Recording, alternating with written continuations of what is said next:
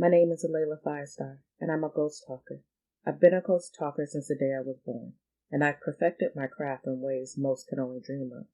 Some ask what's the difference in talking, seeing, and crossing ghosts over, and the ghost talker. I don't just see, talk, and cross ghosts over. I can turn them from transparent back into their human form.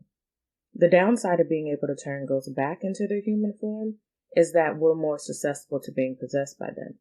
When someone like me is possessed by a ghost, we're able to drain their energy and take full possession of their power. Most would say this is rumor, but I've lived it. I've lived it in ways that have given me a name amongst the entire underground network of ghost talkers. It's not paying the bills yet, but I hold my own. Of course, my human connections by day have no clue about my side hustle. Keeping my side hustle quiet while covering the dark circles under my stark gray eyes with makeup has become a feat. I always feel like I've just fallen asleep when the alarm sounds at 6 o'clock in the morning. Today was no different after the night I had in the underworld of the supernatural. I've been to many haunted houses, but this one was by far the most active. I was going on a supernatural journey of discovery. The power radiated all over the house, and that was something I'd never felt before. I was surrounded by the pure energy of the evil ghosts that haunted this house. I could feel the icy cold of their closeness, and it was bone-chilling. I could tell that one of them was trying to take over my body, so I fought against it while another one was trying to pull on my long black hair. I ran my fingers through my hair and pulled it up in a messy bun, ready for a fight. The ghost that was tugging at my hair grew angry with me for putting it up. He pushed me and stumbled forward. Now that I knew where he was, I did a little spell and brought him into focus. His eyes bore down on me like two black, hollow, vacant holes that was looking right through me. I stood there glaring back at him, trying not to show the fear that was quaking on the inside. "What brings you here?" he asked. "You summoned me," I replied. He laughed a deep-throated laugh, but it was sinister, not happy. "Do you know for a fact it was me? Or is this an assumption?" he asked. "Only someone who wants to take another life will summon someone like me, so I'd say this was more fact than assumption," I replied. "What's your name, child?" he asked. "You already know my name, or else you wouldn't have summoned me," I replied. "I know more about you than anyone else here, but you don't seem to be interested in who I am," he asked. "Does it matter who you are?" I asked. "I guess if you just want to get rid of me, it wouldn't matter. However, maybe you should be a little bit curious," he replied and reached out, grabbing my arm. The moment he touched my arm, I could feel the freezing cold hand grasp into my inner psyche. He immediately took over my mind to one of my most horrible memories, a memory that drove me to practice this craft of ghost talking and take down what took my beloved mother. My mother's face flashed before my eyes. Her fair skin was the same as mine, slightly kissed by the sun. She was dressed in full gear, fighting a haunted house. The house looked a lot like this one, but this house didn't look like it had been burned down. My mother was lost along with two of her team members in a necromancer fire back in 2025, but I couldn't figure out what he was trying to show me until his face came into the light of the fire. There he was, standing in front of my mother, giving her the same sinister laugh and touching her arm like he was mine. He was taunting her about me and how he would do the same to me when I was old enough to understand what my role in life was. My mother tried her best to fight against him, but his hold on her mind was too strong. When he snapped his fingers, she burst into flames along with her two teammates. He let go of my arm abruptly, and I took 2 steps backwards and glared at him.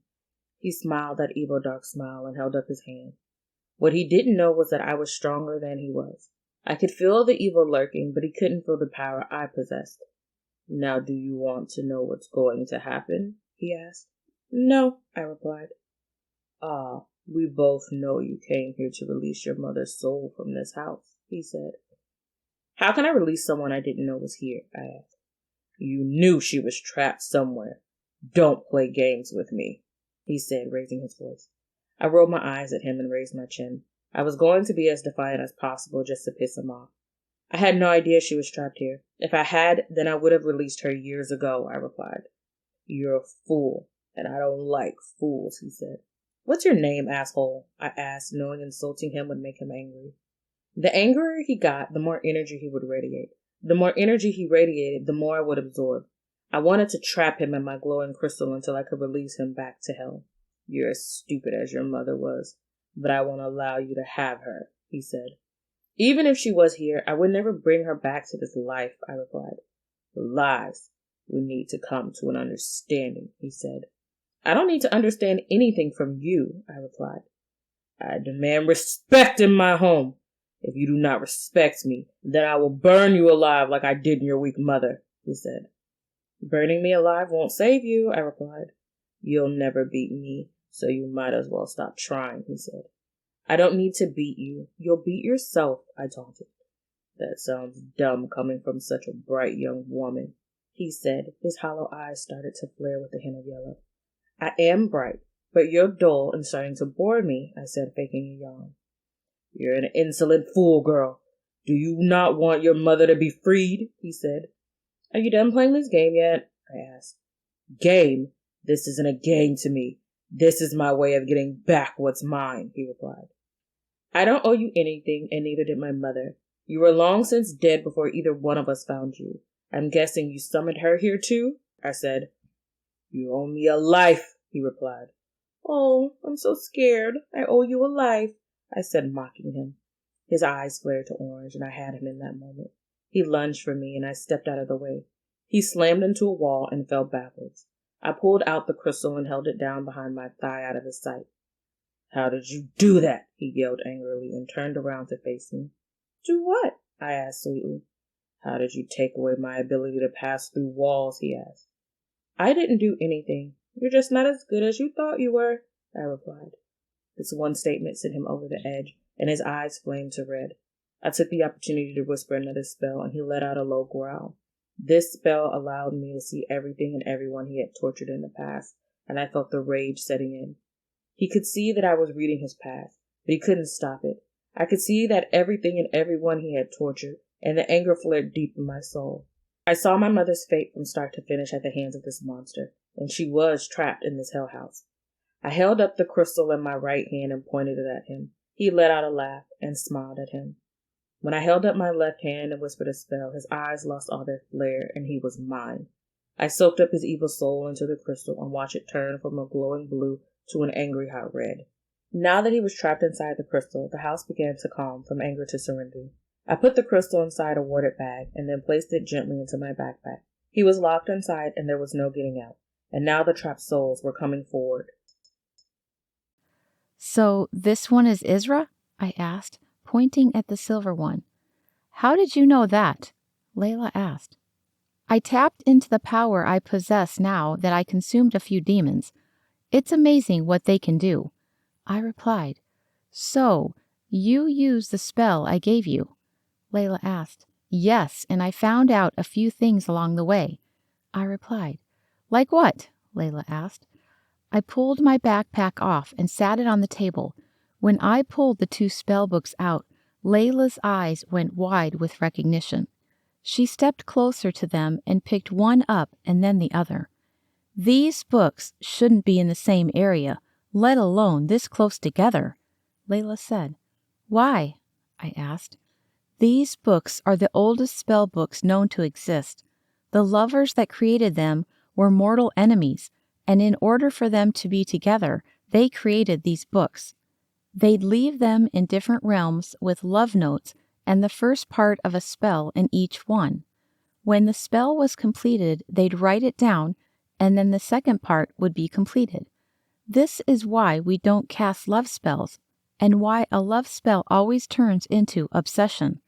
Layla replied, I don't understand. How do they know which spell they were working on if the books were in different realms? I asked. If you look at the first page of her book, you'll find the coordinates for her next location. It's the same with his, and in every location they'd leave the book and take the one left behind. If they were in the same area for longer than a day, then the 2 would be drawn together. If they were ever in the same area at the same time, then absolute destruction would start.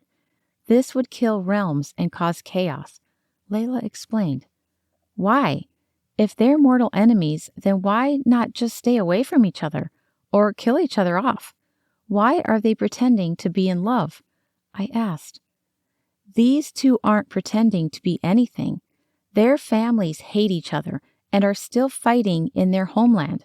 Layla replied, "What about the memories she had of selling her body for sex and then turning high-powered men against each other?" I asked. "That's all true. It started when she became 18. Her family was poor and desolate, and they were fighting for power and proof that they were the rightful heirs to the throne. She's the daughter of the previous bloodline, and he's the son of the current. The spell that was placed on her family to remove them from power is in this book," Layla replied. "How is it in that book? I didn't find anything about the cursed family or the spell," I asked. "It's hidden in the binding. This cover and the binding of each of these books holds the spell and the way to break it. If the books are close to each other, then they start to cause friction. Opal will do things to maintain her power, and Isra will have to as well," Layla replied. "What kind of things?" I asked. "Isra will use sex and possession to consume souls and people to fuel his needs. Opal will use suicide to consume souls to fuel her needs. These two have been to many realms, and there's mass killings and suicides all over the place. When they return to the realm, they'll consume the souls. We're going to reverse it and give people their lives back," Layla replied. "And how do you think we're going to do that if we can't keep them in the same realm?" I asked. "If we separate them now, then they'll power down and be as meek as humans. We have to break the binding spell and then destroy the both of them," Layla replied. "You can do that?" Camilla asked. "She wishes she could do that. Just because you know what you need to do doesn't mean that it'll work," Opal replied. "You're nothing more than a demon. I think we can figure this out," I said. "Just because you've dealt with demons doesn't mean you can deal with me," Opal replied.